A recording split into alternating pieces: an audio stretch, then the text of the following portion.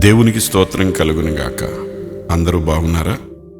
ఇతరుల కొరకు కొండెములు చెప్పేవారు సాతాను సాధనంగా మారిపోతారు. అది వారికి పాపం అని అనిపించదు. ఒకరినొకరు విమర్శించుకోవడం, తీర్పు తీర్చుకోవడం, పుకార్లు చెప్పడం అనేవి గర్వంతో ప్రతిదాన్ని విమర్శించి తీర్పు తీర్చడం, ఇతరులను ఖండించడం, వాస్తవాలు తెలియకుండా వ్యాఖ్యానాలు చేయడం అనేవి నిజంగా మారు మనసు లేనిటువంటి హృదయంలో నుంచి వచ్చేటువంటి దుర్గుణాలు. పరిసయ్యులు యేసుక్రీస్తు విషయంలో ఈ విధమైనటువంటి అక్కసు కలిగి ఈర్ష్యా ద్వేషాలతో ప్రభువుని ద్వేషించారు. కారణం, యేసును గురించి ప్రజలు చెప్పే మంచి మాటలు, గొప్ప మాటలు వారు విని భరించలేకపోయారు. అది వారికి అవమానంగా తలంచారు. అందుకని తమ దుష్ట హృదయాలకు అనుగుణంగా ఆయనకు వారు చెడ్డ తీర్పును తీర్చారు. ఇటువంటి గర్వం, అసూయ వలన మనం అందులమైపోతాము. ఇతరులలోని మంచితనాన్ని, సత్యాన్ని గుర్తించలేం.